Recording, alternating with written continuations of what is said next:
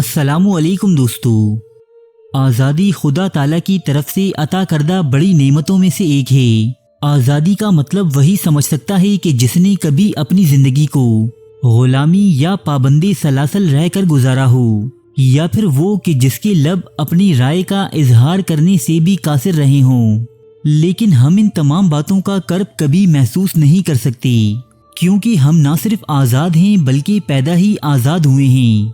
مگر دوستو، یہ آزادی ہمیں پلیٹ میں رکھے کسی کیک کی صورت نصیب نہیں ہوئی، بلکہ ہماری اس سرزمین کے بہت سے بیٹوں نے نہ صرف اپنی زندگیاں بلکہ اپنی جانیں بھی اس آزادی کی خاطر قربان کی ہیں۔ ان میں سے بہت سے فریڈم فائٹرز کا تذکرہ ہم ہر جشن آزادی کے موقع پر کرتے چلے آئے ہیں، لیکن آج ہم آپ کو ایک ایسے پروانۂ آزادی کا قصہ سنانے والے ہیں جو نہ صرف پاکستان کی سرزمین پر پیدا ہوئے بلکہ انہوں نے اسی سرزمین پر اپنی آخری سانسیں بھی لیں۔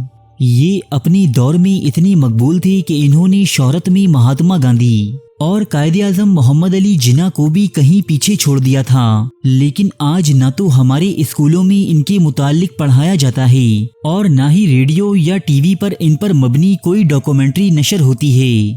دوستو، یہ ذکر ہے فیصل آباد کے ایک نواحی گاؤں بنگا میں پیدا ہونے والے بھگت سنگھ کا، جو 1907 عیسوی میں پنجاب کے ایک مالدار گھرانے میں پیدا ہوئے۔ جب بھگت سنگھ صرف 12 سال کے تھے تب برطانوی حکومت کی جانب سے امرتسر میں موجود جلیاں والا باغ میں انسانی تاریخ کا ایک سفاک ترین قتل عام انجام دیا گیا۔ یہ ایک پرامن احتجاج تھا جس میں ہندو، مسلم اور سکھ سمیت ہندوستان کی سبھی قومیں شامل تھیں، لیکن اس وقت کے ایک برطانوی فوجی افسر جنرل ڈائر نے اس جلسے کے تمام شرکاء کو گولیوں سے بھون ڈالا۔ برطانیہ کا یہ جنرل ڈائر غلام ہندوستانیوں سے اس قدر نفرت کرتا تھا کہ جس کا اظہار اس نے ان الفاظ میں کیا کہ ایک بھی انگلش گولی ضائع نہیں گئی، جتنی گولیاں چلیں اتنے ہی ہندوستانی مارے گئے۔ جلیاں والا باغ اور اسی طرز کے دوسرے واقعات نے نوعمر بھگت سنگھ کے ذہن پر گہرے نقوش چھوڑے، اور پھر ان کے والد اور دیگر اہل خانہ بھی جنگی آزادی کے کافی متحرک رکن تھے۔ ہندوستان میں برطانیہ کے خلاف جد و جہد آزادی 150 سالوں سے جاری تھی۔ مہاتما گاندھی، جواہر لال نہرو اور ان جیسے دوسرے لیڈران کی سیاست صرف بیانات اور مذمت تک محدود تھی، جبکہ بھگت سنگھ صرف عمل پر یقین رکھنے والے انسان تھے۔ جب یہ نیشنل کالج میں پڑھ رہے تھے تب انہیں سکھدیو اور اپنے جیسے ہم خیال کئی دوسرے لوگ ملے۔ ان سب نوجوانوں نے مل کر 1926 میں نوجوان بھارت سبھا نام کی ایک تنظیم قائم کی، جس عمر میں نوجوان رومان پرور خواب دیکھتے ہیں۔ بھگت سنگھ نے انگریزوں سے آزادی حاصل کرنے کے خواب دیکھنا شروع کر دیے تھے۔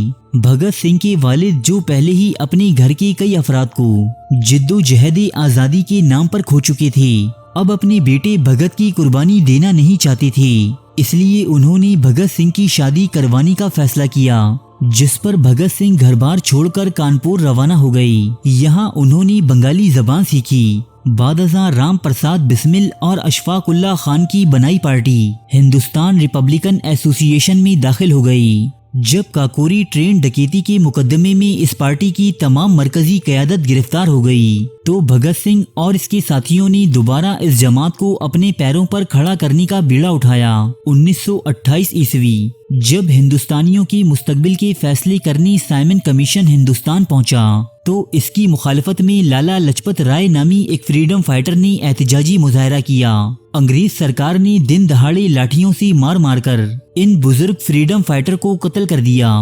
اس درندگی پر پورے ہندوستان میں صرف بیانات اور مذمتیں ہی چھاپی گئیں، لیکن بھگت سنگھ وہ واحد لیڈر تھا جس نے لالا لجپت رائے کے قتل کا بدلہ اس واقعے کے ذمہ دار اسکاٹ کے قتل کے ذریعے لینے کا فیصلہ کیا۔ لیکن ان لوگوں نے اسکاٹ کے بدلے غلطی سے سانڈرس نامی پولیس اہلکار کو قتل کر دیا۔ بعد ازاں اپنی تحریک کو عوام میں مقبول عام بنانے کے لیے بھگت سنگھ نے ہندوستانی پارلیمنٹ کے ایک خالی حصے میں دھماکہ کیا، جس کے بعد انہیں گرفتار کر لیا گیا۔ بھگت سنگھ اور ان کے ساتھیوں نے عدالتی کٹہرے کو ایک پروپیگنڈا پلیٹ فارم میں تبدیل کر دیا، جہاں سے ان کی تقاریر اور نظریات اخبارات میں شائع ہوتی اور عام لوگوں تک پہنچتی۔ بھگت سنگھ اور ان کے ساتھیوں کو تاریخ انسانی کی سب سے لمبی اور شدید بھوک ہڑتال کا اعزاز بھی حاصل ہے، جس کے بعد سارا ملک ان کے نام سے گونج اٹھا۔ بھگت سنگھ کی مقبولیت ہندوستان میں سبھی لیڈروں سے زیادہ بڑھ چکی تھی۔ جہاں اس وقت کی بڑی بڑی سیاسی جماعتیں انگریزوں سے ڈومینین اسٹیٹس یعنی جزوی آزادی کے مطالبات کر رہی تھیں، وہیں بھگت سنگھ اور اس کی جماعت انگریزوں سے مکمل آزادی کی طلبگار تھی اور اس کے لیے اپنی سر دھڑ کی بازی لگاتی بھی نظر آ رہی تھی۔ اس لیے ہندوستان کی عوام بھی بھگت سنگھ کے ساتھ کھڑی ہو گئی تھی۔ اس تمام صورتحال نے نہ صرف انگریزوں بلکہ کانگریس کے بڑے بڑے ناموں کو بھی بھگت سنگھ کی مخالفت پر مجبور کر دیا تھا۔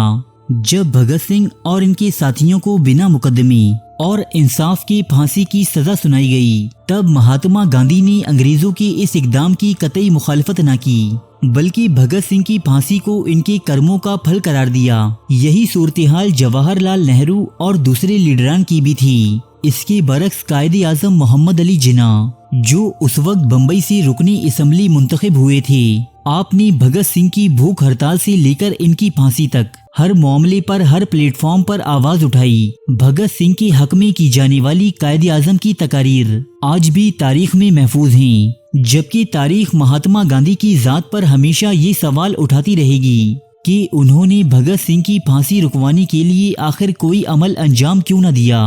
شدید عوامی رد عمل سے بچنے کے لیے بھگت سنگھ اور ان کے ساتھیوں کو ان کے مقررہ وقت سے پہلے ہی پھانسی دے دی گئی، جبکہ ان کی لاشیں دریا میں بہا دی گئیں۔ پھانسی کے وقت بھگت سنگھ کی عمر صرف 23 برس تھی۔ بھگت سنگھ کی پھانسی کو برطانوی سامراج کی تباہی کا فیصلہ کن موڑ قرار دیا جاتا ہے، جس کے بعد ہندوستان کی عوام میں برطانوی حکومت سے نفرت شدید ترین نوعیت اختیار کر گئی تھی۔